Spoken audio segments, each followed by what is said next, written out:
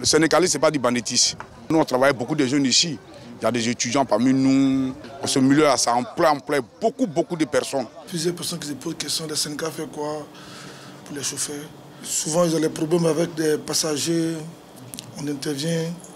Souvent, ils ont des problèmes même avec les camionneurs. On a tous des trucs qu'on défend lorsque les chauffeurs sont en difficulté. Pour de nombreux Ivoiriens, le désordre qui règne dans le milieu du transport est dû au nombre pléthorique des syndicats de transporteurs. Mais que font-ils concrètement? Au-delà de l'info, cette semaine est allée à leur rencontre. Nous avons embrassé ce métier parce que c'est de nobles personnes qui sont à l'intérieur de ça.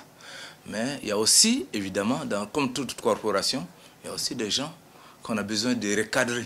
Je suis venu dans le transport depuis 1992.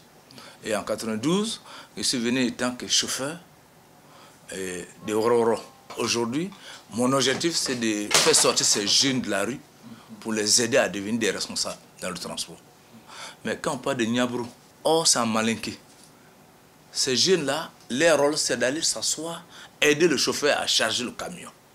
Et comme son rôle, c'est de l'aider à prendre plus vite le baka, Andjula aide ma main. C'est ça qu'on appelle le Niabrou.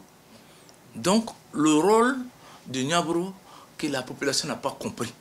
On dit qu'il y a de la bagarre, mais je vous assure que s'il n'y a pas ce minimum d'organisation sur ces espaces, il y aura plus de désordre que ce qu'on voit aujourd'hui. On ne nous donne pas l'occasion de communiquer pour dire aux gens pourquoi les syndicats ils sont aussi utiles à la nation. Depuis plus d'une décennie, l'État ivoirien ne cesse de prendre des mesures pour assainir le milieu du transport. Dans ce secteur d'activité, les syndicats de transporteurs jouissent d'une triste réalité. Chaque syndicat impose ses lois. On a l'impression que ce sont des propriétaires terriens. Quand un baka s'arrête ou un Woro s'arrête dans un lieu, les syndicats qui sont dans ce lieu lui stockent de l'argent. Chaque secteur a son fonctionnement. Voilà, chaque secteur a sa manière de fonctionner. Si tu veux parler, il faut parler de ce que tu sais, tu ne peux pas parler de ce que tu ne sais pas. On a toujours dit aux chauffeurs que quelque chose ne vous plaît pas, organisez-vous et puis venez nous voir. Il y a les chauffeurs même là, ils ont leurs propres caisses en haie et que quand on finit de prendre nos cotisations journalières, nous on déverse aussi quelque chose pour eux. Voilà, pour qu'ils puissent prendre ça pour relever leur permis en cas de décès, baptême, tout.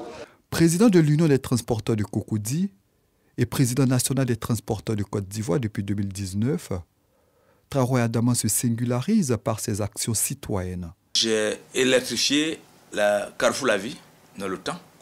J'ai électrifié la gare Agban. Mais tout le monde était au courant que les Woro s'alignaient aux abords du goudron. Ce qui créait toujours les accidents. Les piétons étaient connus. Donc j'ai moi-même conçu le pont avec mes propres moyens pour en faire une gare derrière. Je crois bien le moment où il faisait ce pont, c'était vraiment difficile.